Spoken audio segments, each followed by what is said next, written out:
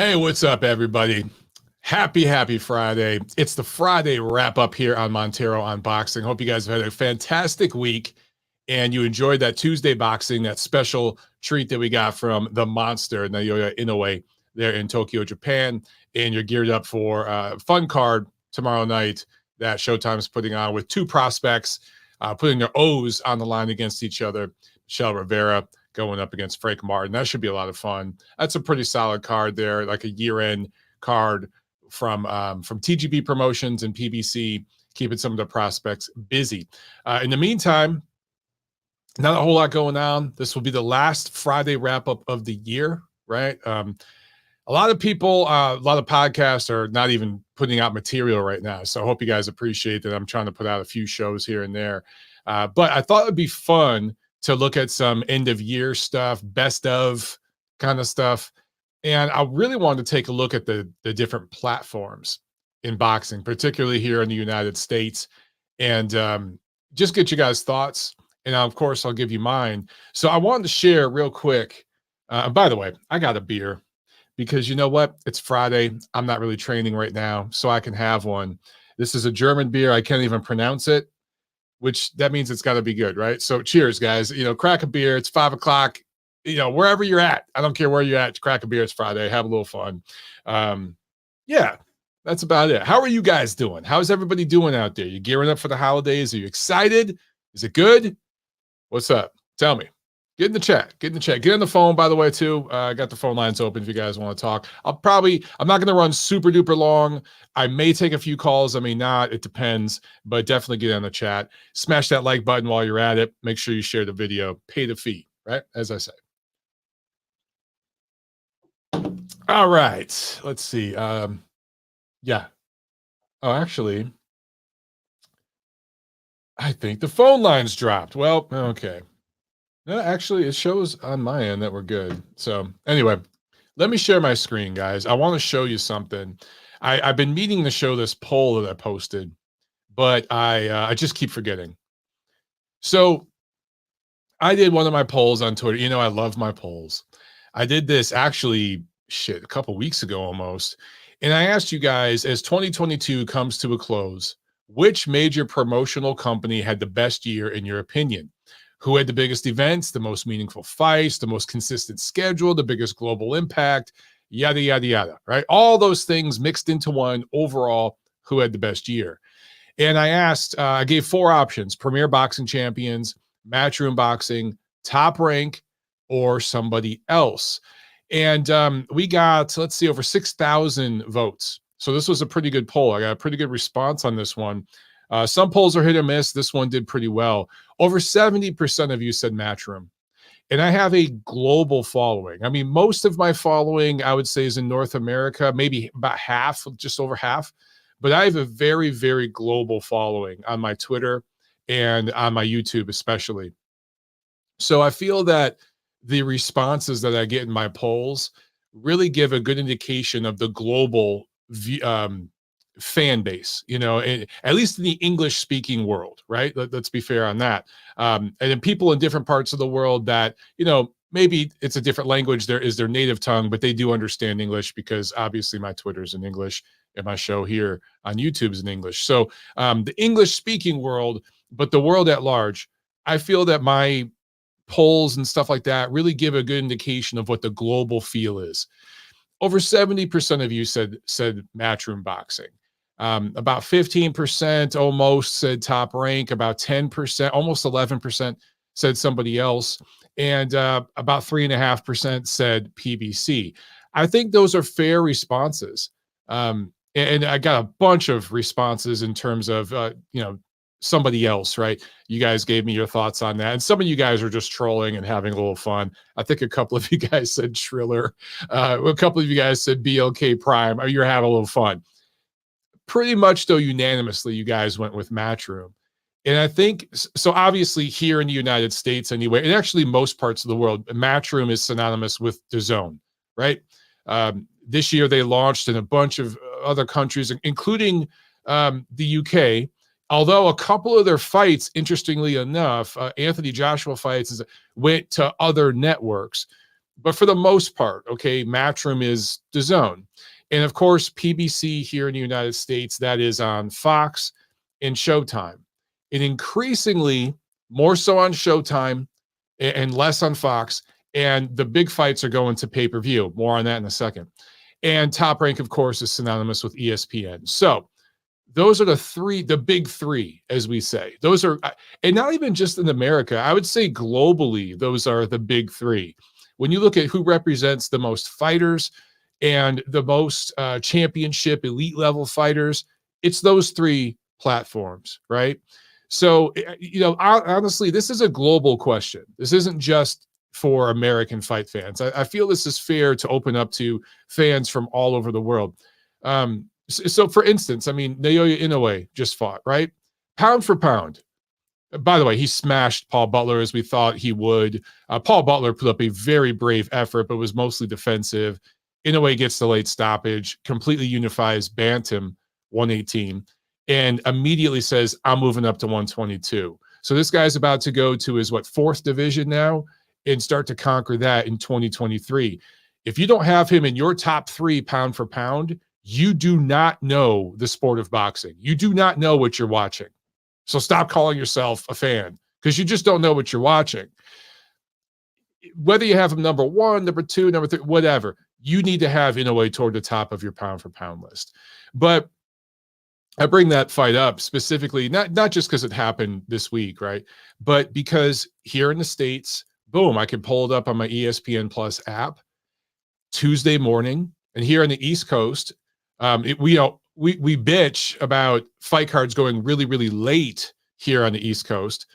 But this was an example where it worked to our advantage being on the East Coast because that started right around 7 a.m., the main event. And people on the West Coast where I used to live, that was 4 a.m. That's a tough live watch, right? So I was actually a benefit to be on the East Coast this time. But that's value. To be able, as a diehard boxing degenerate, which I am, I watch everything, to be able to get up, well, shit, who are we kidding? I was already awake dealing with my baby. To be able to, turn on my ESPN Plus app and see one of the top fighters in the world fight live. It's not just that I could watch a tape delay. Because you guys remember back in the day when HBO Boxing was doing their thing, sometimes they'd show fights live, but a lot of times they'd show tape delay stuff from like Germany or whatever part of the world, right? And now, man, I could watch one of the best operators in the world live with my morning coffee. That's huge value to me as a boxing fan. And I don't have to pay extra. That's part of my ESPN Plus subscription, right? So anyway, that's what I'm getting to here. Which platform is providing the most value, the most bang for your buck as a boxing fan? That's why I wanted to bring this poll up. And I've been meaning to show you guys this, but I just kept forgetting. So I want to also show you guys a graphic that I put together. And I've done this before in previous years, but let me see here. Let me pull this up. But I updated it for this year. Let me make sure I got this pulled up correctly. Yeah, now look, I apologize that this is kind of small. Let me see if I can make this bigger, guys. All right, there we go. Hopefully you can see all this. And it's not too fuzzy, but what I did here, for those of you listening on the audio version later, I actually built out an Excel file, and I keep up on this all year. I have a what do we call it? A template, and I just fill it in week by week. I just go in there and plug it. So this doesn't take me long at all. Honestly, it really doesn't take me long at all. To build the template took 15 minutes, and now throughout the year, 30 seconds a week I spend on this, if that. Actually, it's more like a minute a month, maybe. Anyway, comparing DAZN in column 1 here, the blue column, comparing ESPN and ESPN Plus in the green column, second column, and then the third, the orange column, Showtime and Fox. And obviously, you guys know which promotional companies these platforms are synonymous with. I should mention, ESPN and Showtime Fox, they are with one particular promotion, right? DAZN, to be fair, there's several promoters that actually have their fighters fighting on DAZN. It's not just Matchroom. It's also Golden Boy, and there are some other fighters that fight on that platform too. I think Zanfer Promotions has their fighters on there sometimes. So you kind of get a smorgasbord, more global smorgasbord on the zone, right? And then at least in America, ESPN, Showtime, those are American networks, are synonymous with two particular promotional outfits. All right. So at the top, I mentioned the subscription price for these platforms.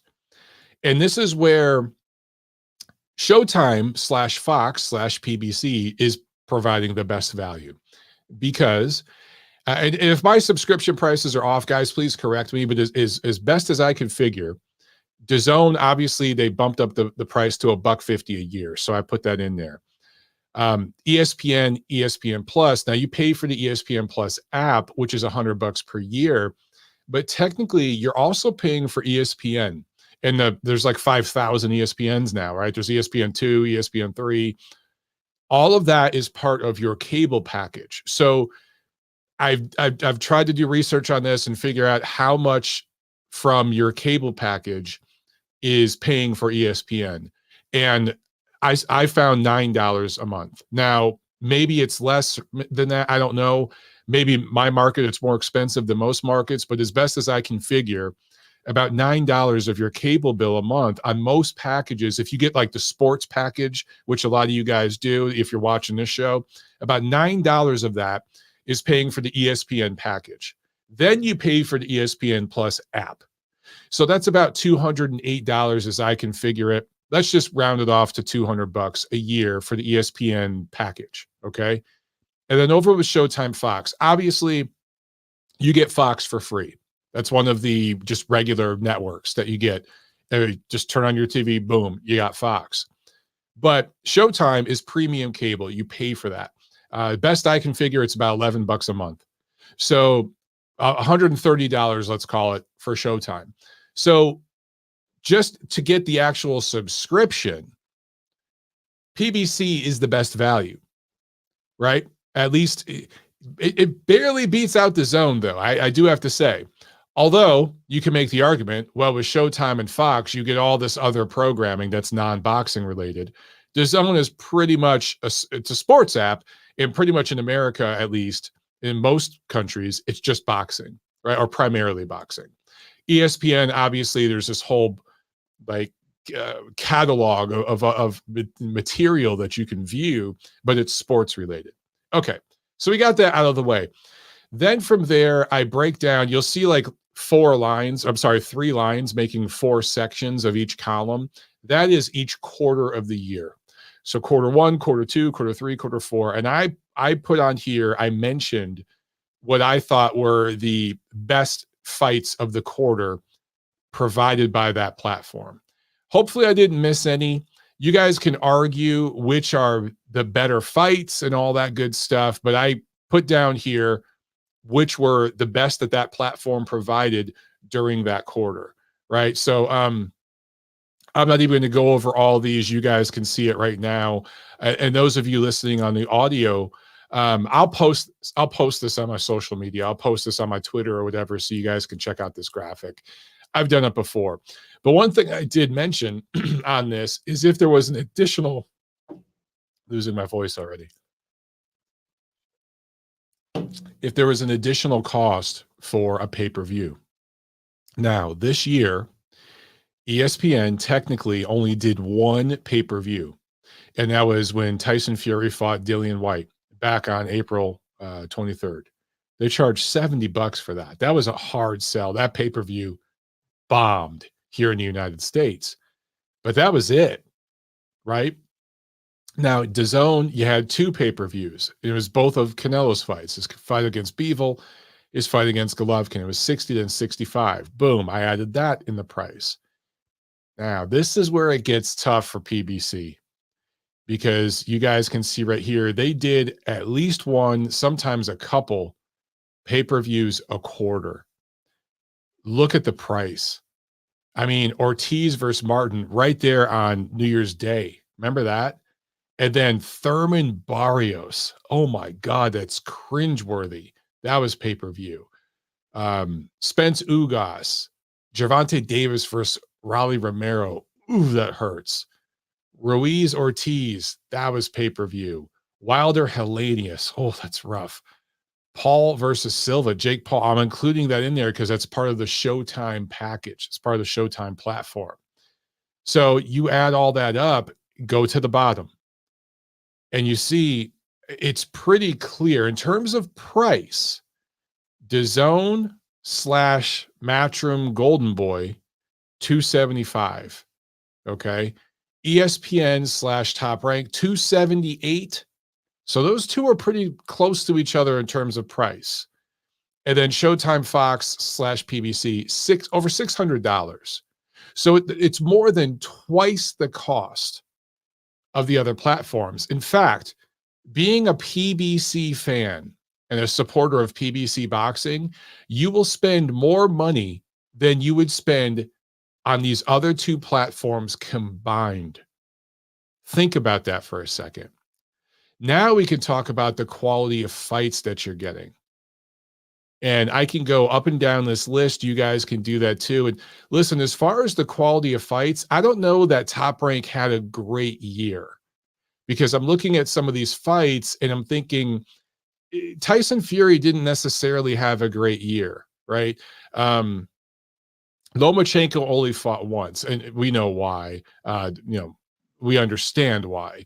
Beterbiev versus Smith, I thought that was high value. Inoue's 2 fights I thought were high value. Devin Haney, his fights with Kambosos, that's high value. Stevenson Valdez, that's a high value fight. So you had some pretty good stuff in there, but nothing that broke through, right?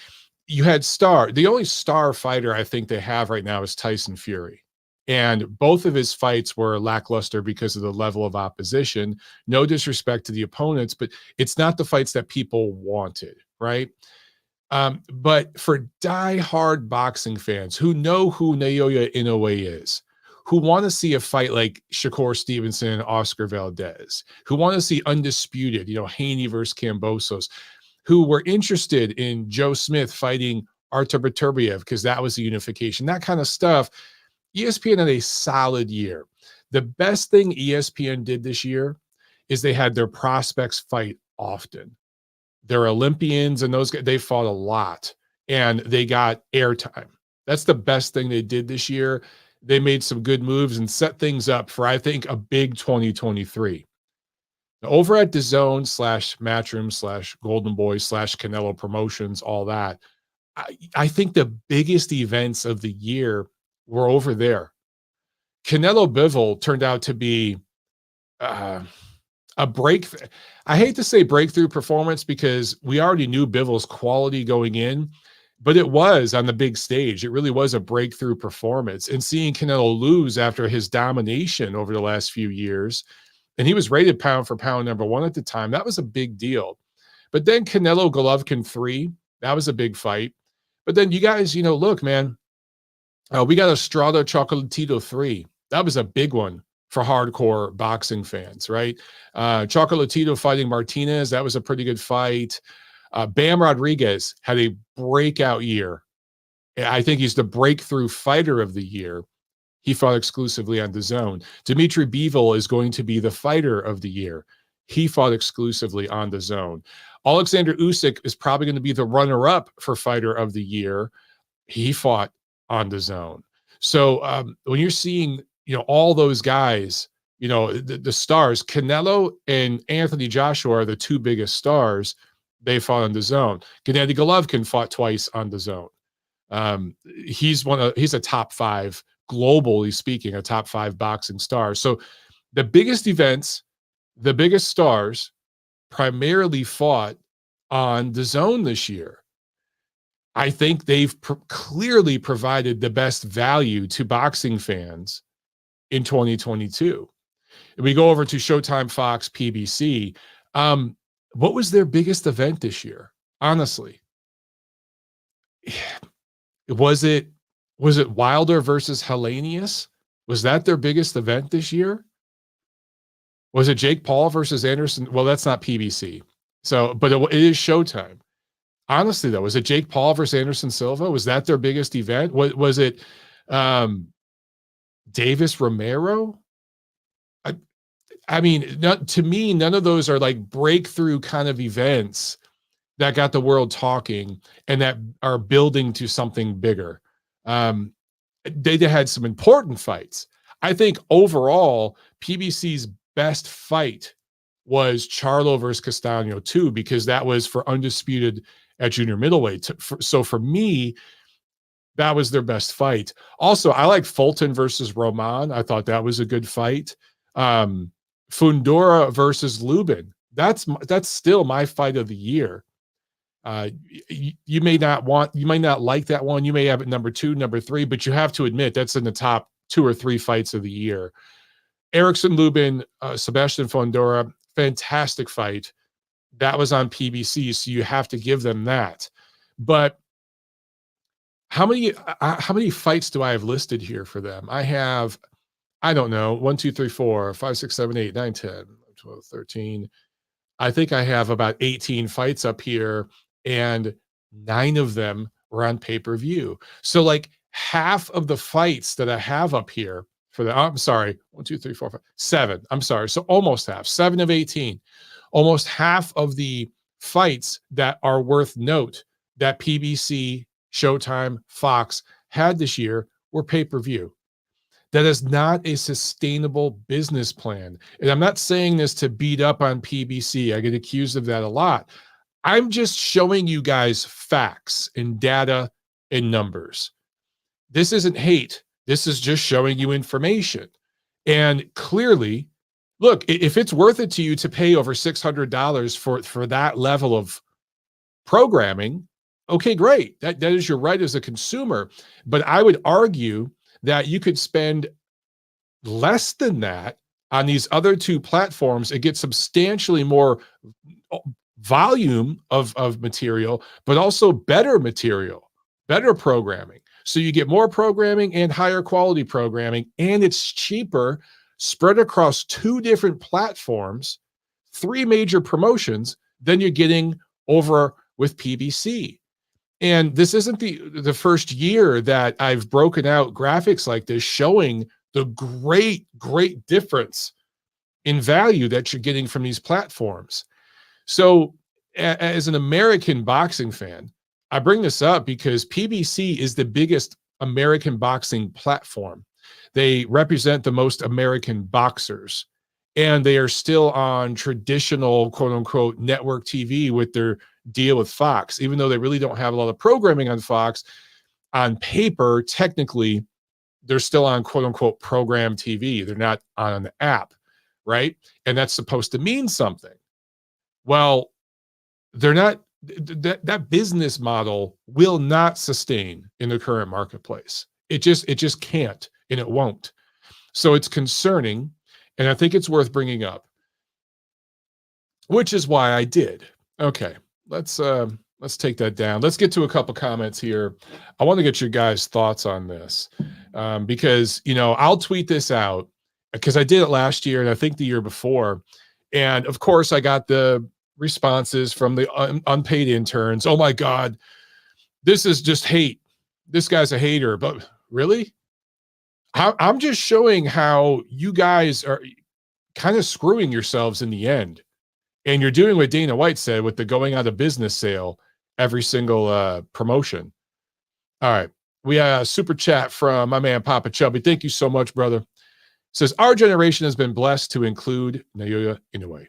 It's unthinkable that some boxing fans dismiss the smaller divisions while the monster lurks. I hear you. Look, I still saw tweets this week after he completely unified the bantamweight division. And listen, I've been critical of Inoue's resume in regards of not fighting that many elite level fighters, okay? But his run at bantamweight has been pretty damn good. He's beat some solid opposition. And other than the first fight with Donaire, which was the first time he really stepped up in class, suffered a major injury in that fight and fought through it and still clearly won.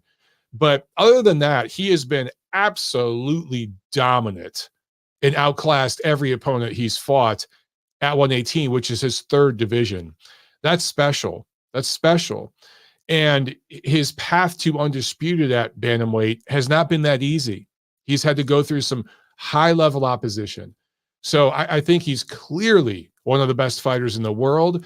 We're potentially looking at a generational level talent. I'm not going to go quite there just yet, right? I'm not going to put him in the likes of, Mayweather and Pacquiao and those sorts of guys. He's not even up there with like a Klitschko yet, or an Usyk, or those kind of guys, a Canelo, a Golovkin. I'm not going to put him there quite yet. But if he goes up to 22 and then perhaps 26, I think 26 would be his ceiling, and wins titles there, yeah, we're having that conversation. He'll surpass Golovkin and guys like that, and we might be having a conversation comparing him to the likes of a Pacquiao, a Mayweather, that sort of fighter. He's not quite there yet. But I saw guys tweeting this week, he ain't fought nobody. Really? He has 2 wins over Nonito Donaire, who is a first ballot Hall of Famer. The first chance I get, he's getting in the Hall of Fame. Emmanuel Rodriguez, that's a good win. If you think Emmanuel Rodriguez is nobody, you really don't know the sport of boxing. So he's got a couple of really good wins. Maloney's solid win. Even Butler's solid win. Are those guys Hall of Famers? No, of course not, but they're solid operators. Legit, proven top 10 guys, especially Maloney. And that Maloney win is aging well too, if you see what Maloney's done. So clearly, in a way, in this era of boxing, at least, is special. And for some people to still be denying that, it's just bizarre. And I go back to the same thing I always say. Boxing has become more global, more than ever. And if you look at the pound for pound list, you see a lot of global representation. You go back 30, 40 years, to the 80s to the 90s, it was mostly Americans. There were some global, fighters from different parts of the world, but it was mostly American. And I just think that there are some mostly American fans, if we're being honest, and even members of the American fight press, that are a little uncomfortable, and I guess that's the best word, uncomfortable with seeing these guys from other parts of the world get on these lists, because they don't, names like Inoue, Lomachenko, these aren't names that they're used to seeing on lists like that in their minds, right? And there's a little bit of sometimes animosity that comes with it, because they're uncomfortable and they're a little scared, and they're seeing and hearing and feeling something different. And what I find interesting is in other sports, when this sort of thing happens, it's embraced. But for some reason in boxing, there's this, I don't know, there's this feeling that there's just people resisting change, where it's welcomed. When Venus and Serena Williams came up in tennis, it was like, this is awesome. The entire American media was like throwing parades every week for these girls. And they should. I mean, Serena Williams is the greatest female tennis player of all time. It's not even close. She wouldn't make a top 100 against the guys, but biology, yeah. But women's tennis, she's the best ever. But what I'm saying is there was no resistance to it. It was celebrated. They just made a movie about Serena Williams' father. But there's just seems to be a lot of resistance for these fighters from other parts of the world coming up in boxing, from some American boxing fans and some members of the American boxing press. And in a way, I think is the new guy. They were really mad at Lomachenko. Before him, they were really mad at Golovkin. And they were even really mad at Canelo, a lot of these guys. And he got a lot of unnecessary hate. Although Canelo's made it kind of easy for him, right? He's made it, it's hard to feel bad for Canelo when you're the highest paid fighter in the sport. He was briefly the highest paid athlete out there. But it seems in a way he's kind of becoming the new guy, that it just, he's got like a target on him now. And some people are kind of angry. It's weird. I'm like, when you watch this guy fight, are you not entertained? Are you bored? Or are you not having a great time when you watch him fight? And you can't say he's not fighting the best. He just cleaned out a whole freaking division. What do you want? So, I don't know. Gal Falkenthal with a great comment as usual. She just does that with ease. She says, Juan Carlos Payano was a former world champion and Inoue iced him. There you go. And again, Payano, future Hall of Fame or anything like that? No, obviously not. But a solid fighter. that's proven himself as a top 10 kind of guy. You know what I mean? And Inoue just plowed through him. Absolutely plowed through him. So anyway, what else? I wanted to talk about this. Boxing's best of in 2022. So there's something up with the phones, guys. I'm sorry. Something's up with the software because it's showing as the phone lines are disconnected. So I know a few of you guys have said you're trying to get on the phones. They're down right now. I don't know what's up, and I don't feel like dialing in right now. So sorry about that. We'll have them back up Monday for the last episode of the Neutral Corner of 2022. Real quick before I start getting to some of the best of, we got super chat from Trent Nonpareil. Thank you, Trent. He says, what is your KO of the year? Fight of the year and KO of the year is Wood Conlon to me. But Plant and Bud had some great KOs. Fury called Usyk a rabbit. It's a year of the rabbit. You know what, man? You brought up, look, Plant versus Durrell. That's got to be in the top 2 or 3. Bud icing Avanesian, I really like that because he rocked with a shot and then came back with a 2-piece. That's pretty, man. That's real pretty. So the Plant and Bud KOs different because, again, Bud rocked with the shot, had his opponent back on the ropes, and like ate a punch, but he rocked with it, and then landed a 2-piece, right? So it's kind of a 2-piece combination that put Avanesian down. Plant absolutely iced Durrell. It just iced him with one punch. Now, he did land a body shot first, so I guess it was a 2-piece technically, but it was so fundamentally beautiful because he landed that shot downstairs, and even for a nanosecond, if that gets your opponent to drop their guard, even if they physically don't drop their arm down, if they drop their thoughts down to the body, right? And they're looking down there, they move their eyes down there, their thought process moves down there. Oh, that hurt. Let me tense up a little bit down here. And then a shot comes upstairs immediately and touches that chin. That's how you ice a dude, right? Beautiful combo from Plant. And Plant doesn't do that. We've seen Bud ice guys. We've seen Bud do that. We haven't seen Plant do that. So that was like special. Wood Conlon was very dramatic, though.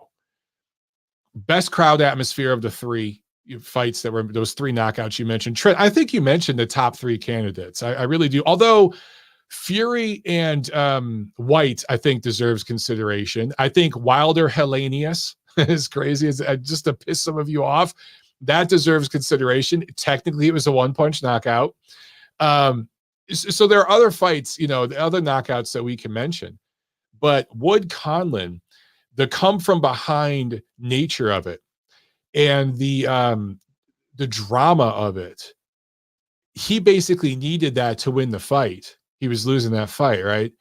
Conlon just seemed in complete control throughout. And then, boom, you see how it ends. So you know what? I'm going to give the edge to Wood Conlon. That to me is my knockout of the year, just for the drama and coming back like that, because it won him the fight. Plant was always going to beat Durrell, even if it went all 12.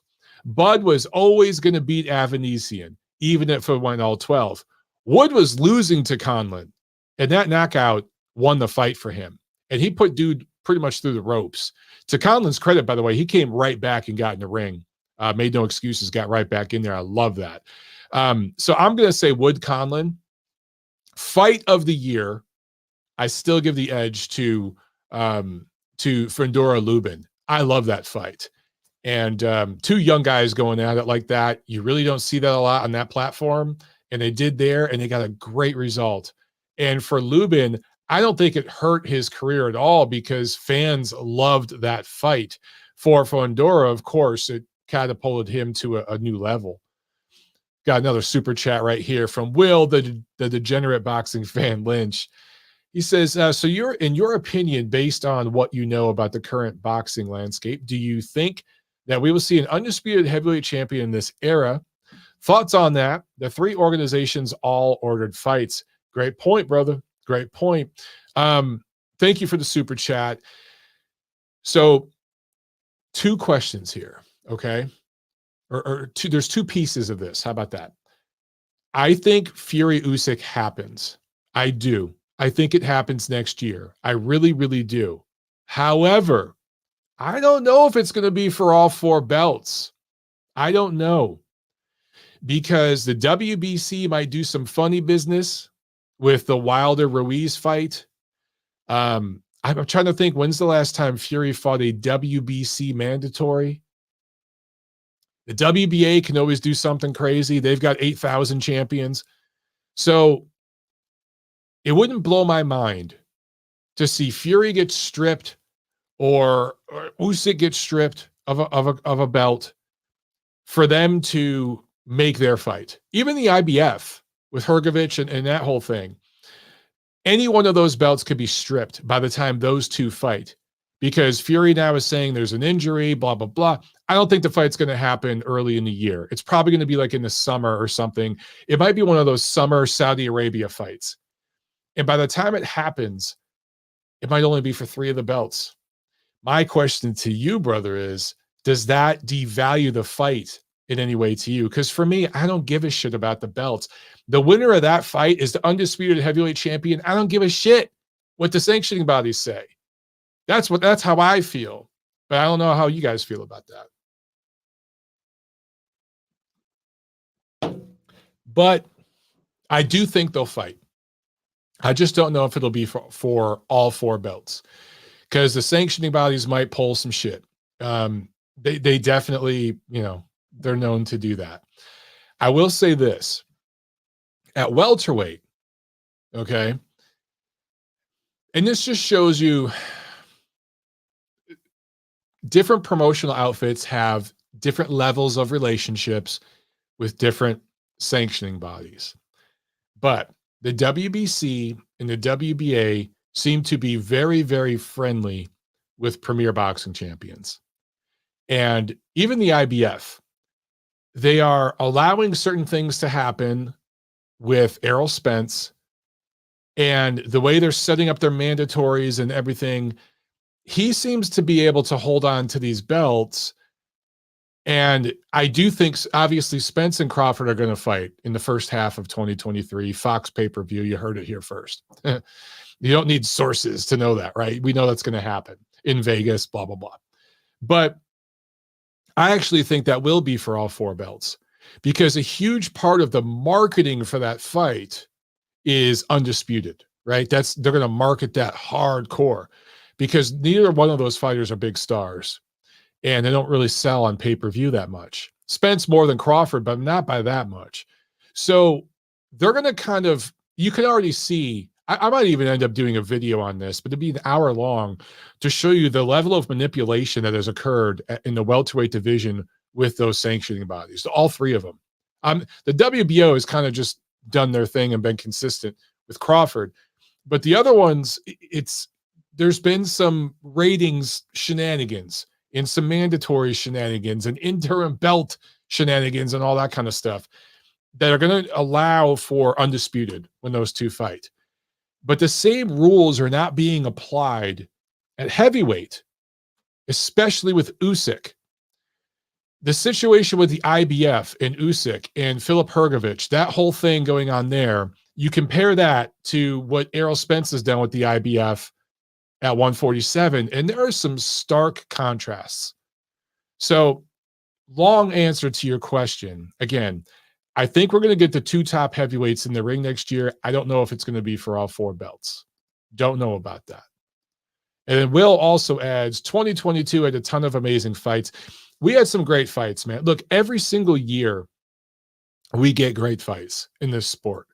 If you're a degenerate fan, as you are, as I am, we see all those fights, right? We see Wood Conlon. But how many casual observers of the sport saw those fights? That's the question. Even a fight, though, like, again, I'll bring up Fedor Lubin. I don't know. Did any casual fans see that? Maybe because it was on regular Showtime, off of pay-per-view. So my hope is that those guys got some eyes on them. because that was a fantastic fight. But you're right, dude. We had some great fights this year. Look, we get great fights every year. We get great knockouts. We get great drama. We get come from behind victories. We get great stories. That's part of this sport. That's what hooks us on this sport. The difficulty is all the other things that come with it, and you have up years and down years. Overall, was this a down year? Was this a down year, guys? Let's look at a couple things.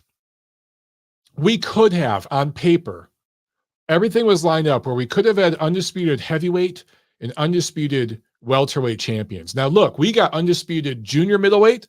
We got undisputed bantamweight. We got further consolidated light heavyweight division, right? So there were some positive things, but dude, when you look at stars, when you look at the names, for Crawford and Spence to not happen this year, and there were zero roadblocks. Top Rank wasn't a part of this. You cannot blame them anymore. And you can't just say, oh, Crawford's being difficult negotiations. He's always been. That's what Top Rank dealt with for years with the guy. You think PBC has never dealt with a diva fighter who's difficult to negotiate with? It's a failure. It's a systemic failure that fight did not happen this year. It's already past its due date. I think it's also a systemic failure that we did not get Usyk Fury this year, because Fury fought twice, and he fought Dillian White and Derek Chisora. Neither one of those guys is Alexander Usyk. Usyk was contractually mandated to fight Joshua. Okay, I got you. While he was fighting Joshua, if Fury wanted to fight White, I'm cool with that. Totally cool with that. But later on, we couldn't get Fury and Usyk. That fight couldn't happen. I think it's a systemic failure.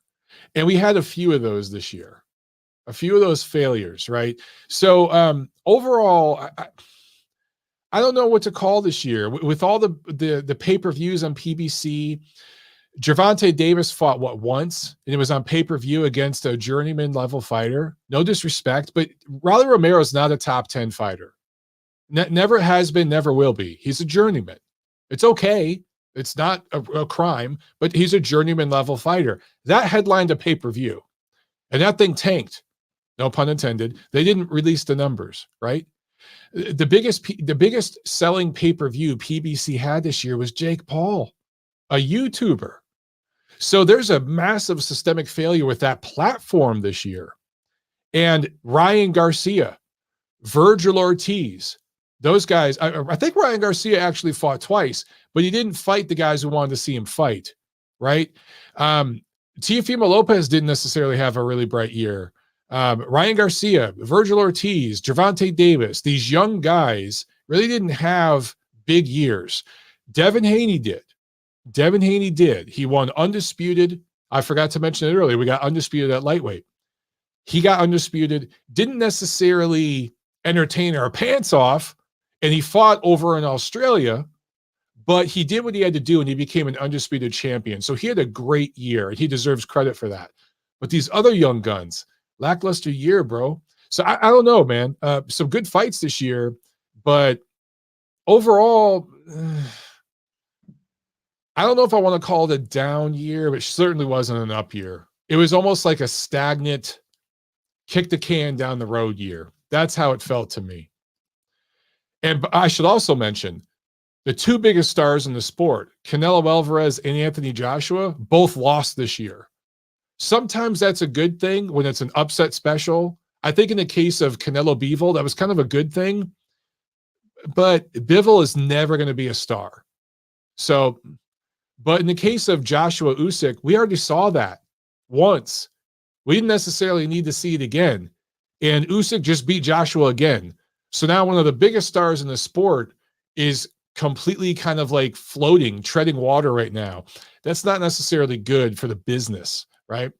Another super chat from Komikozai. Thank you so much. I appreciate it. He says, speaking on Inoue and the animosity he faces with some Americans, will this dilemma ever go away?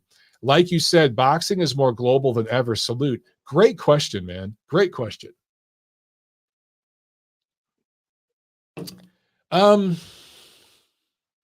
I do think so. I do think so. I think that the generation that's hanging on and has a certain idea and image of how a dominant fighter is supposed to look, how their name's supposed to be pronounced, how they're supposed to talk and walk and act and all those things. I don't know how to say this without something like a dick, but they're dying off and they're getting more and more disillusioned with the sport. And there's newer generations coming up that are used to looking at the pound for pound list and seeing guys from all over the world on there and think it's cool. There's also different immigrant, if you're talking specifically about American fans, there are different immigrant populations that are blending into the mainstream society here and becoming part of it that are going to create, a second generation of fight fans, right? As they have children here in America, and they're going to raise those kids on, hey, back in my day, we had fighters like Gennady Golovkin and Vasily Lomachenko and Naoya Inoue and Nonito Donaire. And they'll talk about, even though Donaire is American now, he was technically born in the Philippines. That's why I bring him up. They'll talk about different guys like that, right? And these kids will grow up hearing those kind of names and thinking, okay, it's not so weird to look at a pound for pound list and see 2 Americans and 8 non-Americans. That doesn't look flawed, right? But I can't tell you guys how many times, and I'm literally talking hundreds of times, maybe thousands of times, I have seen comments, responses to tweets I've put out, videos I've done, articles I've written. Because when you post articles online, there's a comment section below, and I read all that stuff because I want to see the feedback.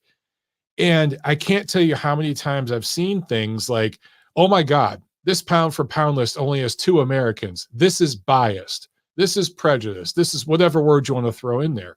When I was on the Ring Ratings panel, I was on that panel for 5 years. Every week we get emails, DMs, messages, stuff like that from people. Because we post our ratings updates, right? We make it a story on the website. And people would make comments on there, and people would make YouTube videos beating up on our pound for pound list. And even guys like Teddy Atlas and the clickbait kind of guys in the media, when they see a camera, they're like, oh, let me turn on for the camera, right? Those guys, they would make comments saying things like, there's only 2 Americans on here. This is racist. And I don't know how you respond to that, but see those comments all the time. And there's just certain people that there's almost an entitlement where they think, how can there only be 2 Americans on this list? Because they grew up with their dad telling them about Meldrick Taylor and like guys in that generation, right? Who were on pound for pound lists and how the pound for pound list looked then.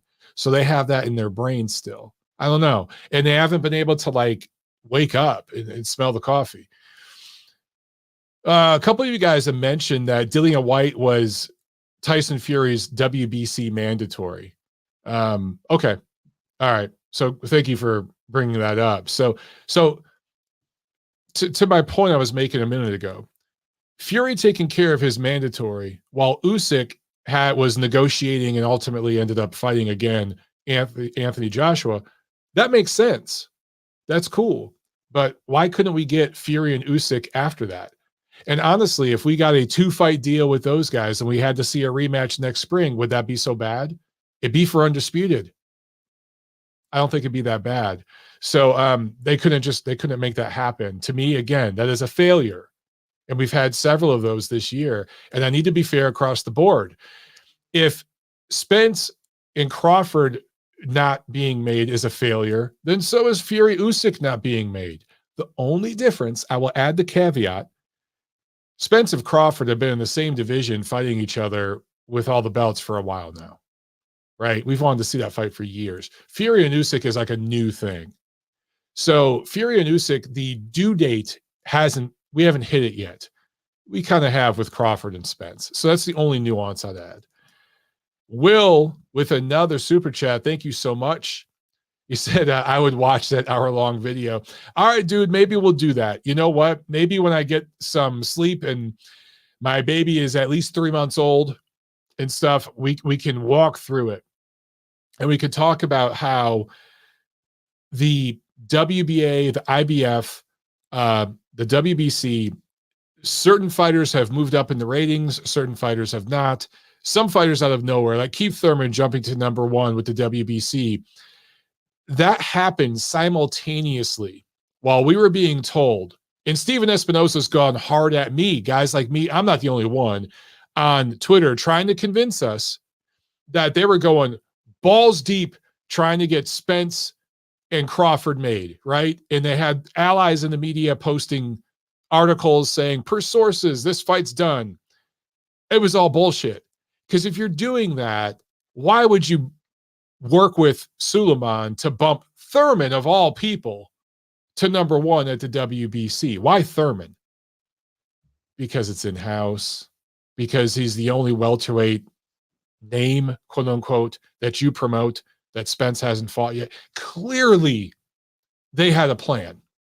Clearly. So my thing is, if your main priority, right, is getting that Spence and Crawford fight done, which is what Steve has tried to tell us on Twitter. If that's your priority, why are you doing backup plans? And don't give me in business, you always have to have a backup plan. I get that. Trust me. But your backup plan wasn't for Spence to fight Jaron Boots Ennis, who is his IBF number 1, right? And now we're being told, Ennis is going to fight some guy named Karen. Literally, his name's Karen, who's the number 4 guy. And Virgil Ortiz is number 3. There's nobody that's number 2, which is really weird. The IBF does weird things with their ratings. But he's going to fight that guy for the interim IBF belt. And Steven Espinosa is trying to spin that on Twitter as, well, now Ennis will be the mandatory. After he beats Karen, now he'll be the mandatory, so he'll have maximum leverage with Spence. You're lying. His previous win was for the mandatory position. You've manipulated the sanctioning organization to make this fight for an interim belt, to give you some time to get to next year when the budget opens back up at Paramount and everything else, and the deal you guys are going to announce next year with that whole thing. Like, you're manipulating the system, bro. So there's that. And then Virgil Ortiz is number 3. And I'm like, well, why don't you just have Jaron Ennis fight Virgil Ortiz, Steven?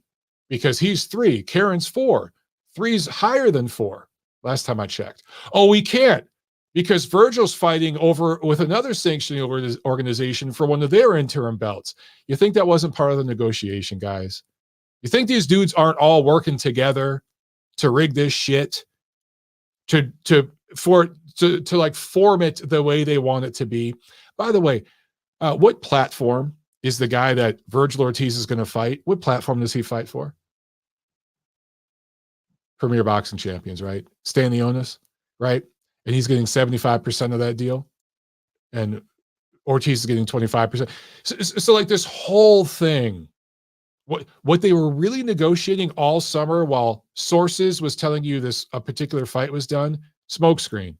They were negotiating with sanctioning organizations to get this whole thing lined up so they could delay this fight, do it next year when the books open up. And then as soon as that fight's over, whoever wins, Crawford or Spence, they're going to dump the belts and move up to 154. And Ennis will have his belt, Ortiz will have his belt, and those two will avoid each other for the next 5 or 6 fucking years. It's already set up for that. Don't shoot the messenger, but that's what they're doing. All right, so that wasn't an hour, Will, but I gave you a preview of what that video would be. Papa Chubby with another super chat. Thank you so much. He says, will we see Triple G versus Munguia in 2023? Yes. He says, what does 135 look like in 2023? Good question. I don't know, bro. What fight do you most want for 2023, Mike? Okay, let's start with 135. First, I'm going to have a sip of my beer. 135. If you believe sources, there's a deal done for Gervonta Davis to fight Ryan Garcia. That deal is not, the fight's not official, okay? We've been told there was another fight agreed to terms, well, hasn't happened, right? Same with that one. Gervonta Davis has I think 2 court dates. So he also has an opponent. He'll beat this guy, but he's got an opponent. He's fighting another blown up guy, and then 2 court dates. So there's a lot of things that got to happen before Davis and Garcia fight. But if those two actually fight, it'll probably be in the second half of next year, not the first half, second half of next year. Definitely be pay-per-view. If they actually fight, it's not going to give us the lightweight champion. That's Devin Haney. But it will probably give us the biggest star in the division. Obviously it will. Because right now, Ryan Garcia and Gervonta Davis are bigger stars than Devin Haney, even though he's the champ. So you're going to have another interesting dilemma here, because you're going to have one fighter that's got all the hardware but doesn't sell. And then you're going to have the winner of Tank and King Rai, if they actually fight, who's the kingpin of the division in terms of name recognition and revenue. And maybe those two will start circling each other. Then also there's Shakur Stevenson. If I'm Top Rank and I'm ESPN, also let's not forget Vasily Lomachenko. If I'm them, I'm avoiding the Tank and King Rai drama. They don't fight in your platform. They're TikTok stars, and just ignore that noise and deal with your 3 guys. Top Rank's going to do that. They're smart. What I don't know is what order they're going to go in. They're going to have either Shakur or Devin fight Lomachenko, and then the winner of that fight the other young star. So my guess, my hunch, is that Devin Haney will fight Vasily Lomachenko maybe in the first half of the year. The winner of that fight maybe fights Shakur Stevenson second half of the year. If that happens, that's awesome. And that is going to give us the definitive premier elite lightweight in the world. They won't be the biggest star, at least not on TikTok or Instagram, but they'll clearly be the best fighter in the division and the most proven and have the best resume. So I actually think that will happen. I think Top Rank will have a good year. They're set up. This was more kind of like a setup year for Top Rank, and I think they'll have a pretty good year in 2023. Super chat from Aaron Gortman. Thank you so much, Aaron. Says, yo, Mike, as VIP of Montero Enterprises Global, I like that. Meg, Montero Enterprises Global. I stipulate in the contract that this episode is a marathon only ending when you fall asleep. My wife might hurt me if I do that. Actually, shit, I'll probably fall asleep in the next 30 minutes, man. I'd love to do a marathon. It'd be awesome. It would be great if, hey, you know what? My family's going to be here the last week of the year between Christmas and New Year's. Maybe we could do something like that because I'll have help watching the kid. So maybe we could do something. Maybe that could be negotiated with Meg. All right. Maybe we can negotiate that. Okay. Will bringing up some great fights here.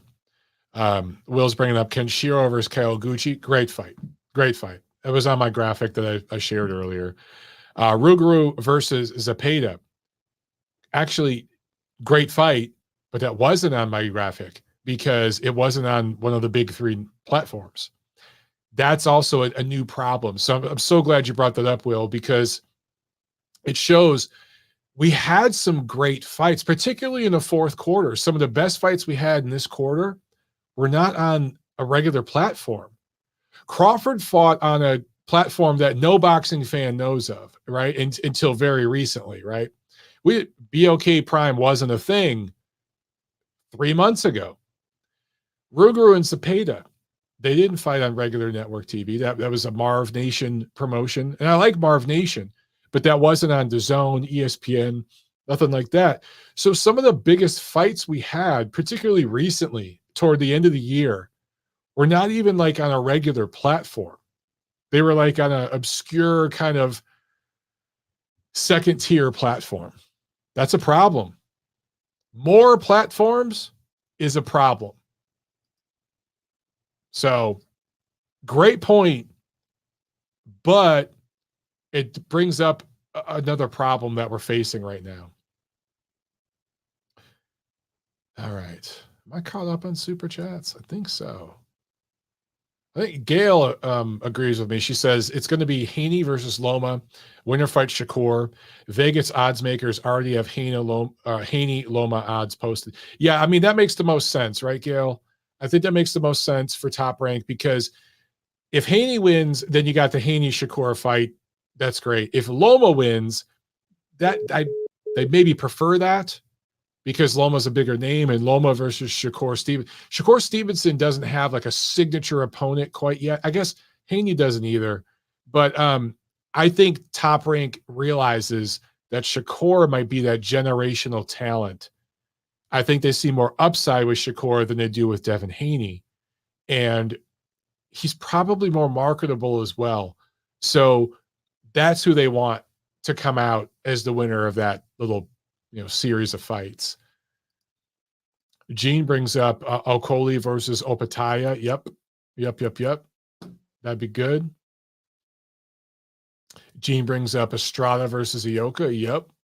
That'd be good. I hope we get these. Mindiola says, I'll be your guest host, Mike. Let's do it. I might need you to carry the show, Mike. I might need you to carry the show because I might fall asleep. Hamed says, get Steve Kim or Doug Fisher on as a guest, like the old Next Round show. Yeah, I need to do that. I need to have those guys on and we just chop it up. That'd be a lot of fun, man.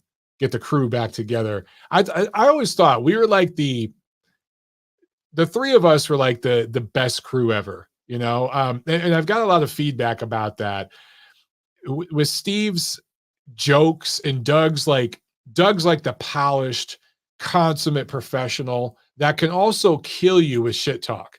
Don't let Doug's cool demeanor fool you. That dude can talk some shit. And then I get down there, my crazy ass gets in the middle of them. That was always a fun panel when the three of us got together. Let's just admit this. If me, Doug, and Steve ended up doing commentary for a platform out there, if one of these platforms hired the three of us to be their commentary team, it'd be awesome.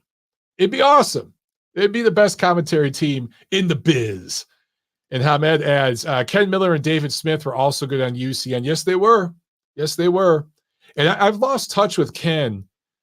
He's not doing a whole lot in media these days, but he moved away from LA and kind of is living a little more of a quieter life. But of course, I still kick it with Dave. I was just on his radio show on CBS Sports Radio last weekend. That was a lot of fun. All right, guys. We're at an hour now. I think I'm gonna retire on my stool here and start the weekend.